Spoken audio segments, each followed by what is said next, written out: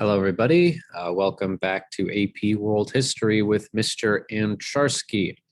I'm your host, Mr. Ansharsky. So we are starting a new unit, as you will see in just a second. We are on Unit 6, the consequences of industrialization. So we are going to mostly look at the effects of the Industrial Revolution. We've already talked about its introduction last unit. So let's take a look, a gander, if you will, at what will happen as a result of industrialization in terms of world politics. How is Europe going to impact the rest of the world, essentially? So your bell work on the screen, as usual. What comes to mind when you think of the word empire? This is kind of an informal bell work, as it were. You can talk about a variety of different things. We've talked about empires before, obviously, Unit 1, Unit 2. I got new glasses, by the way. Well, they're not permanently new. They are a temporary pair. I did lose my glasses. Well, I didn't lose them. They broke, so I had to get replacement pairs. These are an old pair, in case you were wondering. Sorry, it's like 5 o'clock. I'm tired. So as I've been saying, we are going to talk about a new unit, this series of presentations. We're going to look at the consequences of industrialization. So the unit objective, what you are responding to in the unit cover page, you are going to write a paragraph explaining the relative significance of the effects of imperialism. And we'll define what imperialism is throughout this unit. So today we're going to look at what imperialism is, what it means in the context of the Industrial Revolution, what it means in the context of world history. So today we're going to look at rationales for imperialism. What is justifying, what's motivating imperialism? So the lesson objectives today: explain how ideologies contributed to the development of imperialism. And just something of importance before I continue. So we refer to this period of world history between basically the start of the 19th century and the start of the 20th century, the era or the age of new imperialism. So we've talked about empires before. I mentioned this in my intro. But we are going to see a shift in how empires are formed, in what empires look like during this time period. We are going to see kind of a building on of this earlier colonization that we've talked about. But this is a unique period in world history. So just a quick overview of what we mean by imperialism. First of all, let's define what it is. Imperialism is using a country's power, either diplomatically or militarily, to establish control over other parts of the world, these other parts being colonies. So imperialism is going to be not a new phenomenon per se, but it is going to be a new way to express these ideas we've already talked about. We're going to see ideas of informal imperialism, of more economic influence being established. And we're also going to see the creation of more inland colonies. So the Industrial Revolution is key to understanding why imperialism will happen the way it does in the 19th century. So Western imperialism is the result of the Industrial Revolution for two reasons. One is the economic incentives of industrialization. So this is going to be broken down into two categories. One, the demand for raw materials. Other places around the world have raw materials Europe needs for manufacturing. Things like rubber, things like palm oil, things like, later on, petroleum. These are things that are crucial to industrialization that aren't found really in Europe. But there's also an economic demand to sell these manufactured goods. So much of Europe has industrialized. You can't really sell it to other parts of Europe if you're Great Britain, for example. So you need to sell in other parts of the world, in non-industrial parts of the world. So those are the reasons why economically the age of imperialism will begin. But militarily, the Industrial Revolution is going to encourage technological advancement. It will encourage the creation of new military tech, new military hardware, like machine guns, for example, steamboats, steam-powered gunboats. So the technological innovations of the Industrial Revolution are providing the means by which we will see imperialism occur. So we are going to see this kind of initial era of imperialism begin because of the British. Informal rule of world history, blame the British for everything. So the British are going to acquire a significant amount of colonies around the world, as you can see in the image right here. They're the group we most associate with imperialism, with new imperialism. But we will talk about other European powers later on. But first, it's important to kind of differentiate between the age of imperialism, quote unquote, new imperialism, and the age of colonization. So let's define what these things are. So we've talked about the age of colonization already. This is a time period between the 1400s and the early 1800s, between Columbus sailing the ocean blue and Latin American independence. So the age of colonization mostly focused on the New World, mostly focused on North and South America. But there's also more colonies in terms of settlement in different places. We see much more of European presence, especially along the coasts of colonized places. And that's the case in the Indian Ocean and Africa. So the age of colonization is more about settling colonies. It's more about the Americas. It's more about the coastal parts of Africa and India. So the age of imperialism contrasts with that. And how is it contrasting? Well, for one thing, there are different time periods. The age of imperialism, roughly the start of the 1800s to its golden age in the start of the 20th century, towards the beginning of World War I.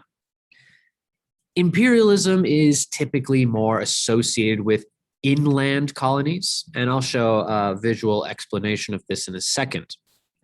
Imperialism is going to see the more dominant and universal control of a European or American power over a foreign country, either diplomatically, militarily, or economically. So imperialism is more about what we call hegemony. It's more about establishing total dominance over another country.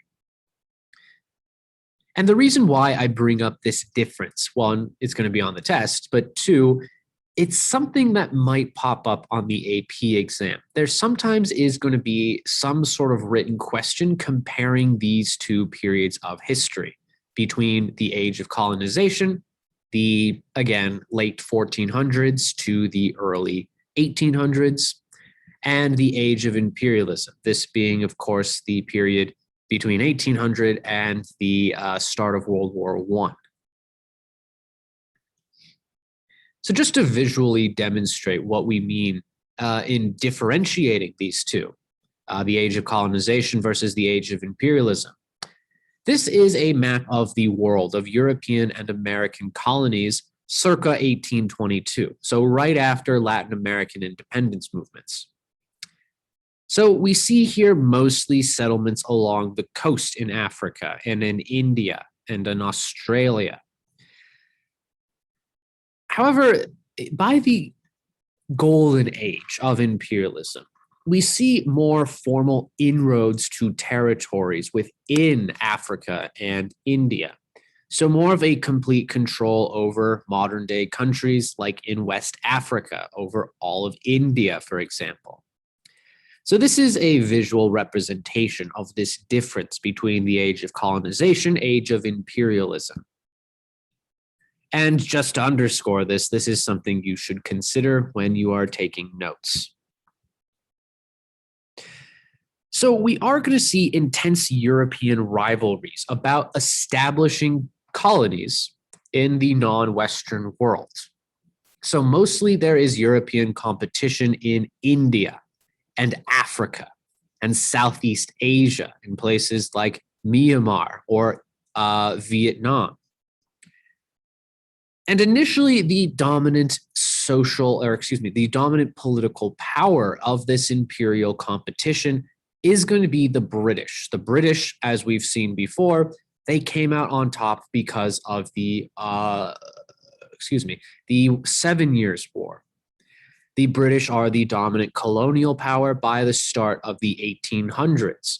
They're also the first to industrialize. They have the capital, they have the technology to invade other places. However, by the end of the 1800s, we are going to see other European and American countries get involved in imperialism. We are going to see the involvement of Belgium, of France, Germany, and the United States of America. Belgium is going to have a major colony in Central Africa, the Congo. And we'll talk more specifically what goes on there. Hint, it's not very fun stuff. In France, as you saw on the map, a lot of it focused on West Africa. Where else? And in quote unquote Indochina, in the modern day countries of Vietnam, in Southeast Asia. So Vietnam, Cambodia, Laos. Germany's not going to have that many colonies, but it still is going to be heavily involved in this scramble for more territory. Germany wants to compete with France and Belgium and Great Britain, so it is going to also establish colonies in Africa, but also in the South Pacific Ocean. The United States, of course, is going to also have an empire of its own, as you might know or not know. So it's during this time period that we will see the United States claim ownership of the Philippines, for example, of Cuba, briefly, of Puerto Rico, Hawaii. These are places that are acquired during this age of imperialism.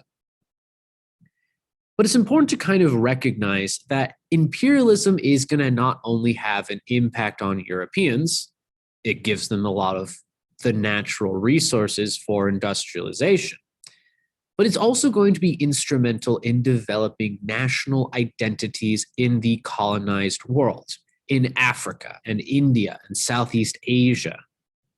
So increasingly, there are going to be resistance against these colonial empires. Basically, people in Nigeria, for example, are saying, hey, what if we weren't controlled by the British? What if we, as a nation of Nigerians, resisted the British? So the reaction against imperialism by the part of colonized people, they are going to be the basis for national identities in Africa and in Asia. And oftentimes, as we'll see later on, these national identities are going to be based off some shared characteristic, religion, customs, language. However, we are going to see a long-term effect of this. There is going to be a lot of ethnic tensions within Africa, within Asia, between different groups of people who have different ethnic backgrounds, different customs, different cultures. So the reaction against imperialism is going to start anti-colonial movements in Africa and Asia. Well, let's look at some of the different types of colonies. There are four you should be familiar with. You should also definitely have examples of these colonies, and we'll talk about them more specifically on next few presentations. So first things first, let's talk about tropical dependencies or tropical dependency colonies. So a dependent territory essentially is not in the mainland of an empire, but it is a colony overseas during this time period, a lot of them in Asia, in tropical parts of Asia or in Africa.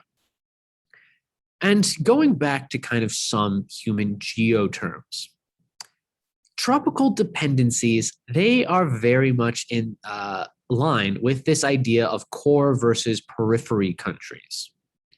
So the core of an industrial empire, this is where all the manufacturing happens. The periphery are the colonies that send raw materials back to the core country. So places that count as examples of a dependency colony are the Congo. You shouldn't be laughing, it's not very fun. So the Congo, this is going to be owned by the Belgians, and the Belgians are going to heavily exploit Congo for its natural resources, like rubber especially. We have other places as well, places like India. The British have a significant presence there. They are going to use India, especially its cotton production, to make textiles. And we also see in the South Pacific with places like Java, modern day Indonesia. This is going to be owned and operated by the Dutch, by the Netherlands.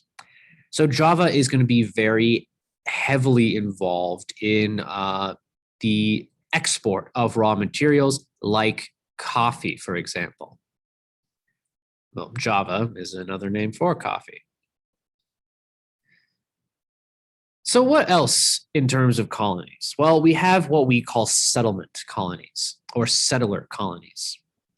These are kind of more traditional colonization that we saw in the Age of Colonization. It's sending European settlers to live in a different place, in a new colony. And we see that with two types of settler colonies. We have white dominions, places where a predominant majority of people living in that country are people of European descent. So these are places where Europeans settle permanently and inhabit most of the region.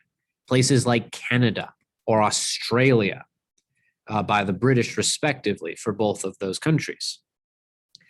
But then we have kind of areas where there's a mixture of white settlers and either indigenous people or kind of imported workers from different places around the world. So we have what we call contested settler colonies. So there is a significant white demographic, but there also are indigenous people. There also are people of non-white descent who aren't native to that place. So contested settler colonies include places like New Zealand, South Africa, and Hawaii. And in these settler colonies, in these contested settler colonies, we see very much a similarity between the Age of Colonization and what's going on in the Age of Imperialism. We see the spread of epidemic diseases by white European settlers. We see the importation of labor resources. In Hawaii, for example, we see a significant presence of East Asian immigrants, people who are used as indentured servants to develop plantations in Hawaii. It's very similar to the Columbian Exchange, these contested settler colonies. And the contested settler colonies, they are going to see a racial hierarchy emerging. We see that really in any colony, but we especially see it in the settler colonies. We see more of a presence of Europeans. So there is going to be racial segregation. In South Africa, for example, there is legalized segregation of native Black people and settler white Europeans. And we call this system of separateness apartheid. And we'll talk more about apartheid in the next presentations, but also towards the end of AP World, actually. We also see different types of colonies, more informal colonies, you could say. Countries, or I should say, countries where we see less of a significant European control over. These two places, they have sovereign country, they are sovereign countries, but they have significant either military or economic European presence. So protectorates, those are major political areas for these empires. A protectorate is basically what it sounds like. It is a a European country basically pledging, hey, we'll provide all your military support. We'll defend you against anything. If you provide some sort of economic benefit for us. The prime example of a protectorate is Egypt. Egypt is not formally taken over by the British, but in exchange for having British military protection, the Egyptians have to provide what we call the Suez Canal to be operated by the British. And we'll talk more about the Suez Canal later on. Basically, it is a strip of canal that connects the Mediterranean and the Red Sea, which therefore connects the Mediterranean to the Indian Ocean. So let's talk about spheres of influence real quick. These are places that have sovereignty, but under different spheres of influence, there is significant European or American economic presence. So in China, for example, this is an area where we will see spheres of influence. We'll see a zone where only British businesses do business. We'll see areas where only Russian businesses operate and get the most economic benefit from that region. So spheres of influence are basically kind of areas that are controlled economically by a foreign power. We'll see this in Persia. There's a mixture of British spheres of influence, of Russian spheres of influence. We'll see this in Latin America, and you'll never guess who the dominant power there is. It's the United States.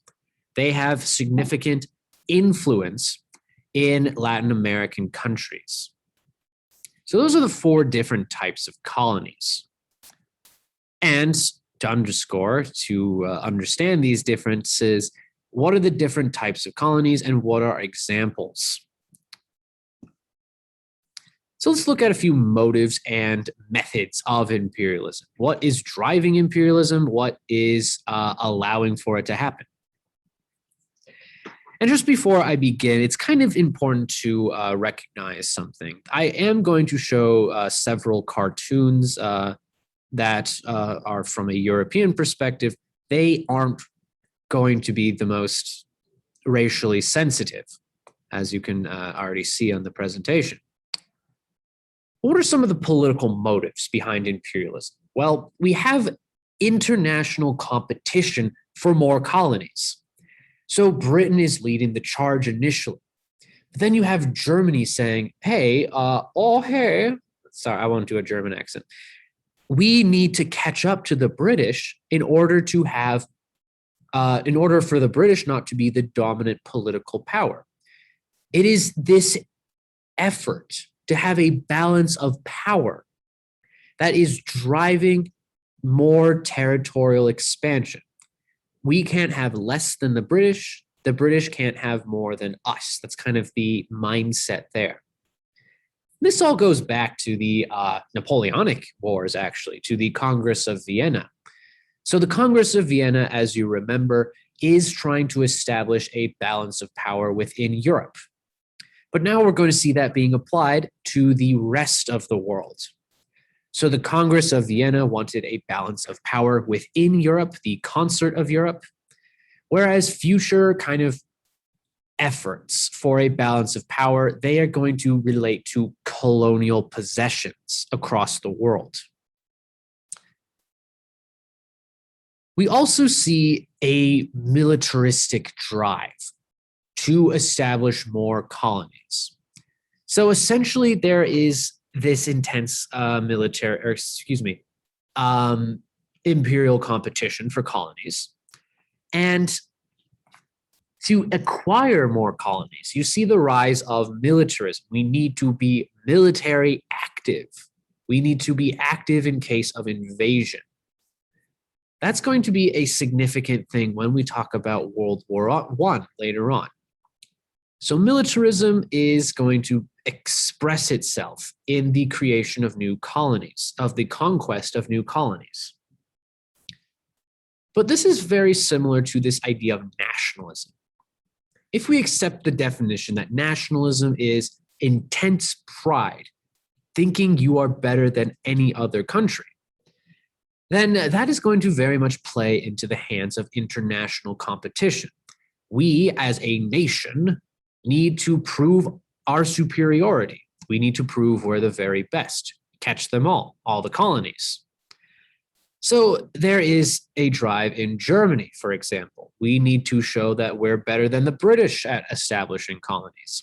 In the United States, we need to show Europe that the United States can also establish colonies. So these are going to be very important factors to trying to understand World War I when we get to that later on. It's this intense nationalist competition. It's the drive for more imperial holdings. And it's the rise in the influence of militaries. These are leading to World War I. Just putting that in the back of your mind when we talk about that in Unit 7. Arguably, and more importantly, we have economic motives for imperialism. It stems back to that idea of how the Industrial Revolution caused imperialism. It's the demand for raw materials. Europe is kind of stupid in regards to having raw materials required for industrialization. Sure, it has coal and iron, but does it have rubber? No. Does it have a lot of copper? No. Does it have a lot of tin? No. Does it have a lot of gold and diamonds? No. Does it have a lot of petroleum? No. So the manufacturing needs of these industrial economies, they're going to look other places for these natural resources, places like India or Africa. Africa and Southeast Asia, they can produce a lot of rubber. Gold and diamonds are typically found in Central and Southern Africa.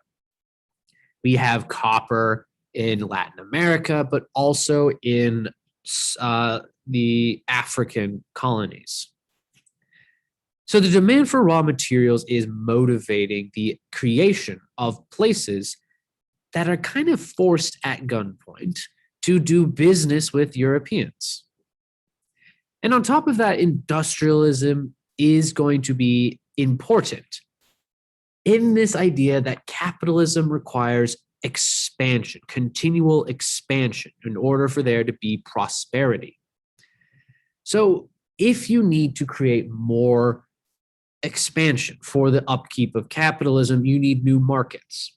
Thing is, Europeans, they've all industrialized. Americans, they've industrialized. Even the Japanese, they've industrialized. You need a market to sell all of your stuff. Where are you going to get that? In non-industrial countries, places like India, places like Africa. So that idea of trying to prevent economic downturn, these economic depressions, this is out of a desire for growth economically. So the threat of panics is going to encourage economic growth, in the sense that the threat of panics is wanting European countries to quickly and cheaply sell their goods to non-industrial countries, make a quick buck. But how do we see natural resources being exploited in these places? Well, in much of the colonies, we see heavy use of local labor, especially in Africa. Slavery is officially over, so we can't have slaves anymore. But you know what? We can really pay these workers bare minimum wages. we can pay them subsistence wages in exchange for raw material production. We can establish quotas in exchange for raw material production. You have to produce 10 pounds of gold, for example. That's unrealistic, but 10 pounds of copper every year.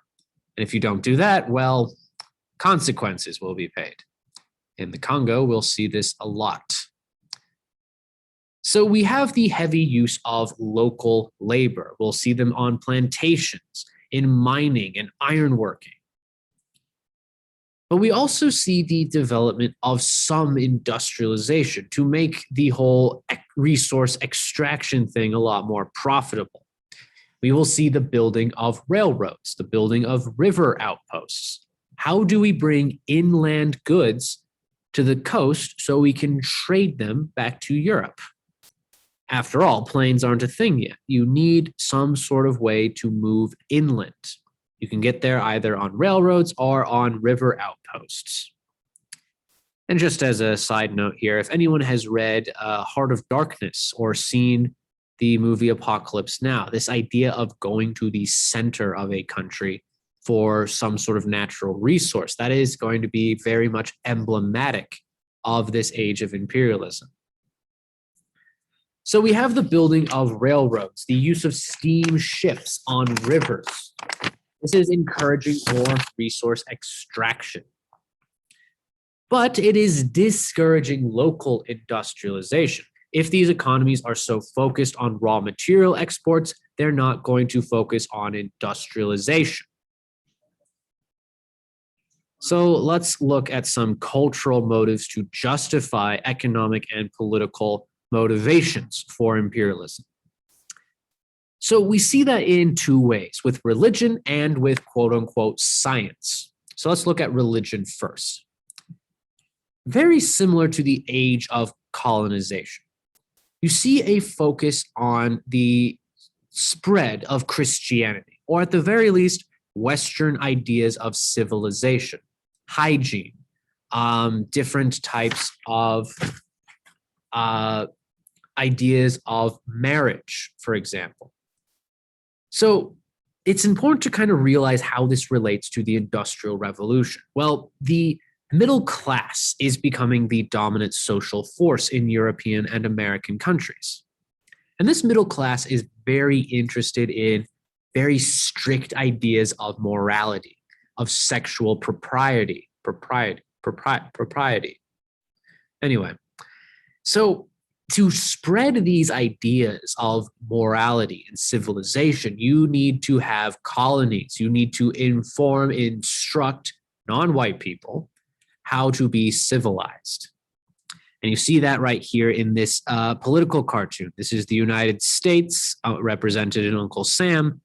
And the United States is a very strict teacher for people of color in the Philippines, for example, in Hawaii, or Afro-Cubans, Afro-Puerto Ricans. So that idea of missionizing, of spreading civilization, is going to make its way into a poem referred to as The White Man's Burden. White Man's Burden is a poem that kind of puts to words these ideas of civilizing barbarity. And I'll actually read the quote real quick. So let me turn my new angle. Hello, everybody. So I'm going to read aloud Rudyard Kipling's first stanza to kind of show you this idea of the white man's burden real quick. Take up the white man's burden. Send forth the best ye breed. Go bind your sons to exile to serve your captives' needs. To wait in heavy harness on fluttered folk and wild, your new caught sullen peoples, half devil and half child. So the white man's burden, according to Kipling, is the amelioration or the betterment of indigenous people, of these quote unquote half devil, half children. As a side note, Rudyard Kipling also wrote The Jungle Book, and he wrote Rikki Tikki Tavi. But we also see how this is being justified using quote unquote science, using pseudoscience. And we'll see that with the application of social Darwinist ideas. So, as we talked about in Unit 5, social Darwinism is this idea that some groups are advanced because of some inherent genetic reason. So, this is a misappropriation, obviously, of Charles Darwin's ideas of evolution. This is very much going to be applied to class, but it's also going to be applied to race. So, why are white people so civilized, so superior? It's because of some genetic trait that makes Europeans so wonderful, according to social Darwinists. This is what we refer to as physiognomy. It's this idea that there are genetic inherent traits that determine one's social standing. It is quote unquote biological racism. So social Darwinism is justifying in quote unquote reasonable or scientific terms why Europe has a duty to spread civilization to non-white countries. Just to visualize this again, this is a cartoon referred to as the white man's burden. You have Great Britain right here, bringing in uncivilized people towards civilization. Same thing with the United States, bringing Cuba, Hawaii, and the Philippines to civilization.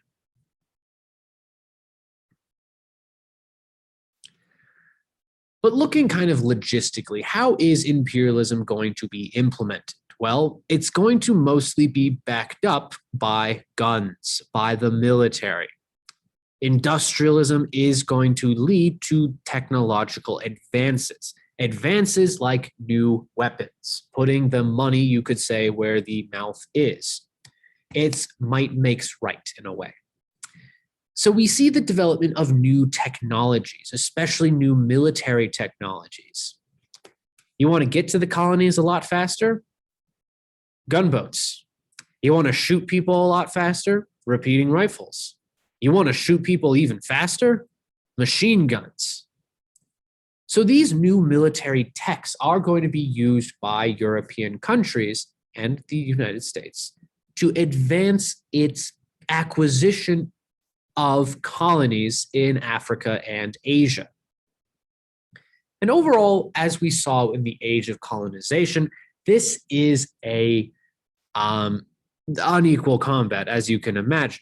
People with the most industrial, most modern guns versus more traditional means of warfare. So there is unequal combat, and that is going to allow for easy establishment of colonies. But how are indigenous people going to respond throughout Africa and Asia? Well, they're either going to respond militarily or through collaboration. So we see the use of guerrilla warfare in the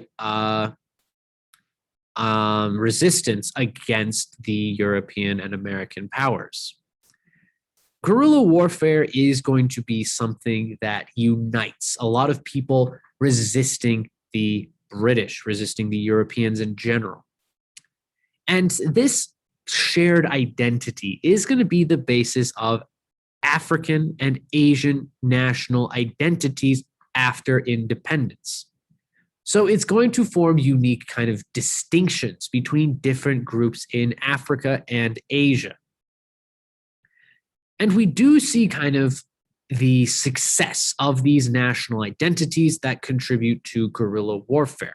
We'll see that at the Battle of Isalandwa in South Africa between the Zulu and the British. So it's important to kind of realize that these colonized people recognized the futility of an outright resistance. They clearly didn't have the weaponry to compete with Europeans. But the overall goal of these guerrilla campaigns is to stop, or is not to stop imperialism per se, but is to limit its impact over local groups of people.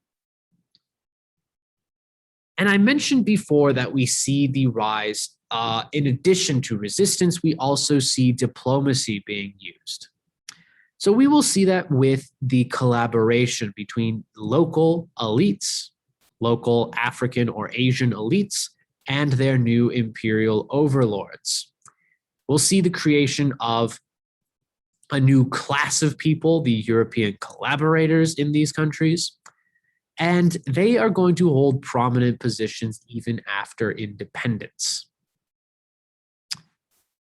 All right, let's keep going. So how do we actually administer, how do we govern these colonies? Well, that whole process, that whole policy is referred to as colonialism. How do we administer a foreign colony for the benefit of a colonial power, of the mother country? And we're going to see that expressed in a few ways. One is going to be how Europeans will allow for hierarchies based off ethnicity to continue even after they wane in their importance in the colonized parts of the world. So Europeans are going to reinforce already existing hierarchies, and they have the elites of these hierarchies actually manage colonial affairs. So let's look at an example. Say, take Rwanda, small country in South Africa, the southern part of Africa, I should say. Rwanda has two big ethnic groups, the Hutus and the Tutsi. The Tutsi are considered the local elite by the Belgians. So the Tutsi, they are heavily involved in government, in Belgian colonial government. However, this is going to lead to long-term problems. Conflicts between the Hutus and the Tutsi are going to spill out in the eventual Rwandan genocide. But that will be in the 1990s. So there is this hierarchy formed.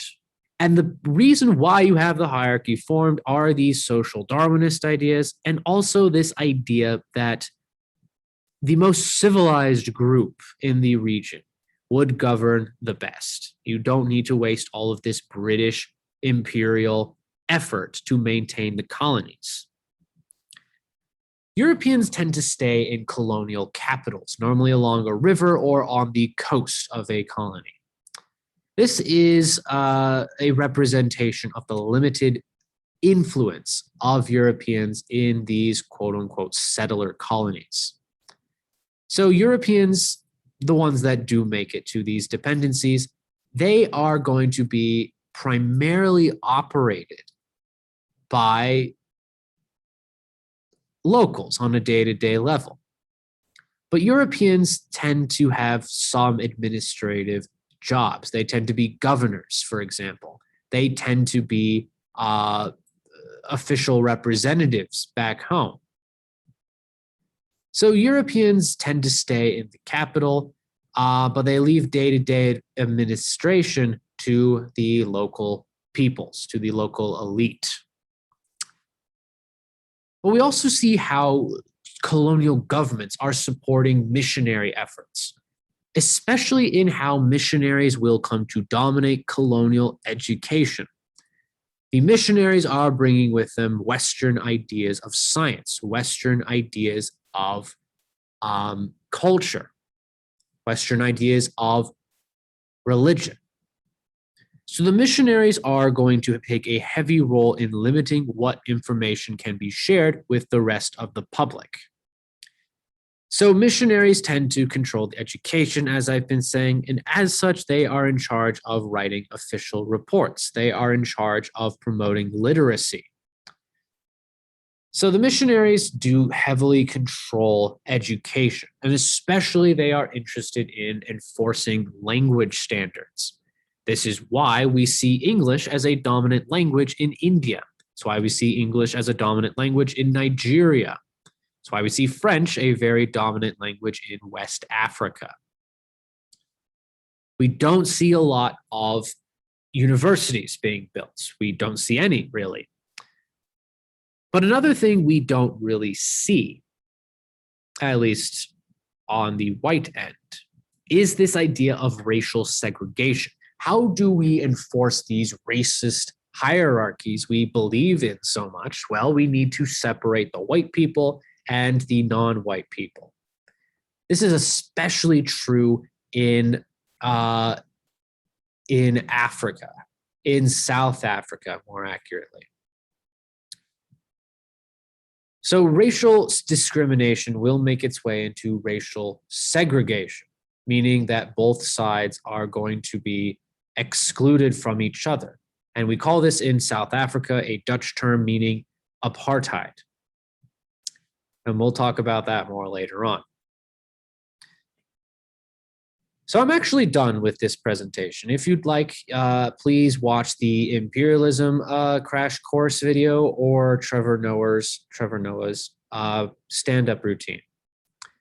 If you've played the third Fallout or the fourth Fallout also, the song Civilization, this is a representation of these colonial ideas put into practice. Well, thank you guys very much for listening to me drone on about imperialism. But it's going to be very important when we talk about the rest of this unit. So, I thought I was bleeding. So long and thanks for all the fish. So sad it has come to this, but we'll see you in next presentation. Thank you. Hi. No, Hi. I'm John Green, you can stop. All right. Well, bye everybody.